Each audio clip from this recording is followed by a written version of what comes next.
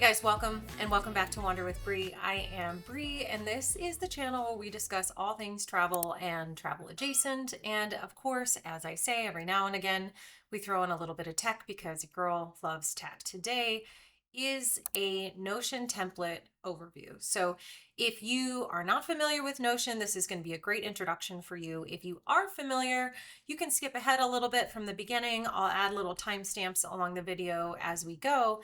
And then I will show you how to utilize my travel Notion template that I developed and have linked down below. So thank you guys all again for being here. I think you know that we just reached a major milestone. In YouTube world, it is celebrated typically when you have over 500 subscribers and then once you receive over 1,000 subscribers. And as of today, we are officially at like 1,200, which I can't believe that 1,200 people out there are like, yes, let's hear more of what this girl has to say. So thank you so much for being here. I thought a little overview of Notion would be really helpful. So if you've ever felt overwhelmed when you're planning a trip, specifically, I've told you guys I had a really hard time planning my trip to Japan. If you felt really overwhelmed trying to figure out where to stay, where you should go hang out, you don't want to miss out on any of the cool stuff, and you don't really know how to keep all of it in one place, you do not have to follow my old school trifecta that if you watched me before, you know that I was in love with Excel, Google Sheets, Google My Maps. Side note, apparently there's a way to use AI to enter everything into Google My Maps. So I'm going to be trying that out and I will let you guys know how that goes. So let's jump right in.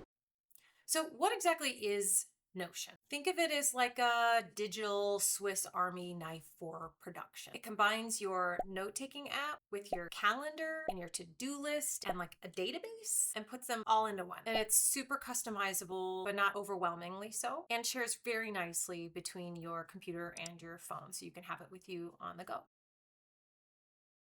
So let me show you how this actually works. Everything in Notion starts with a page, and every page is made up of blocks. I can add text blocks, heading blocks, to-do lists, images, videos, even entire databases.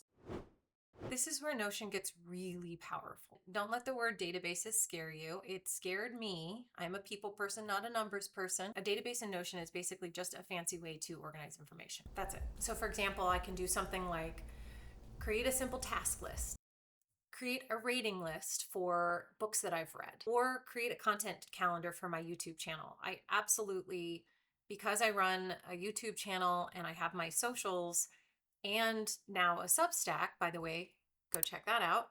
I'm pretty active on LinkedIn, oddly enough.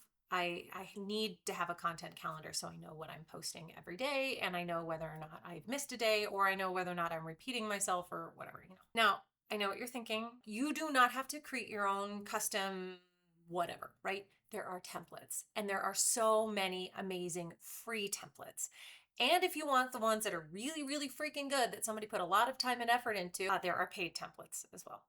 I happen to have a paid template. I will link it down below.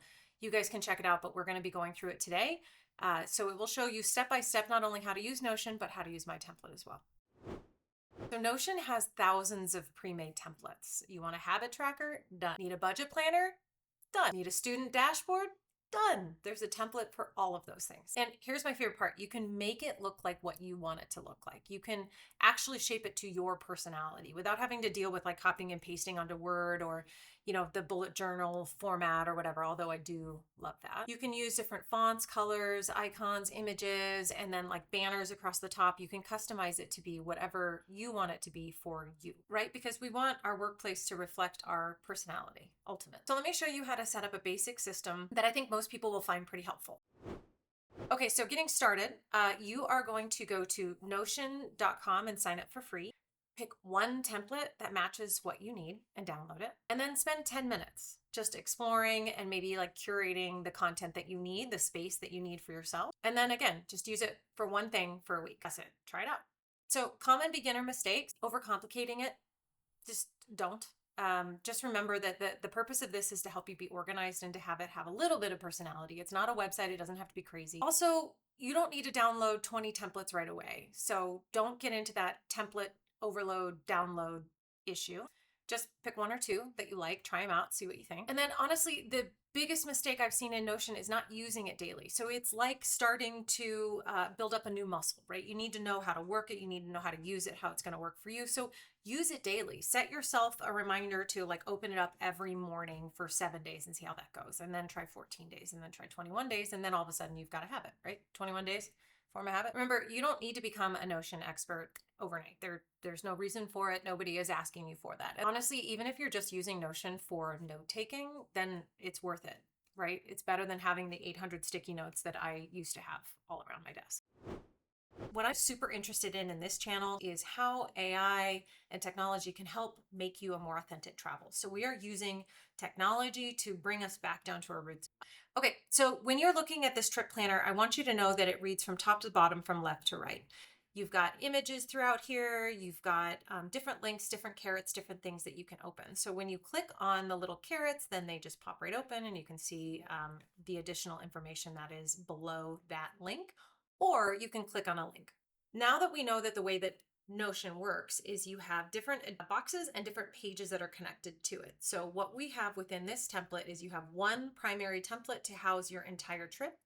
So in this case, we're going to say this is our Japan 2026 trip planner. We have our hearts set on going on this hike. I will paste it down below so that you know what it is in May of 2026 for my birthday. So this template works for just about anybody. It works for trips, for solo travelers. It works for day trips or big trips, for little trips, for groups, whatever. You can add other people to it so that you can share. And then it's also going to give you some AI assisted prompts to help you to build the trip and also to help you to reflect on the trip, decide what you want. And then after the trip, decide, did I like this? Did I not like this? And am I going to do it again? So what you want to do is make this yours, but there are going to be several journal prompts throughout and then several links that you can click on to take you to additional pages where you can see, what it is that you can build off of. So pre-planning notes you've got here, you can click on it, come on through, and you can actually see that once you highlight one of the pieces of text, you can delete it and make it your own. You can add an image, you can take away an image. Let me show you how.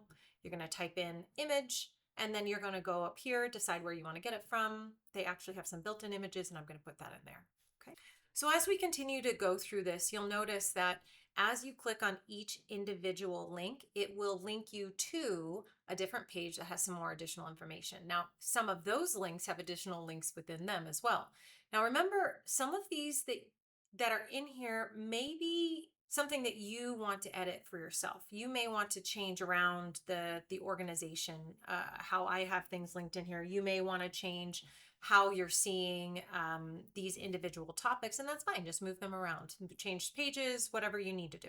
So then we're going to get into this last gigantic piece. That's why I said, dun, dun, dun. This checklist is gigantic, right?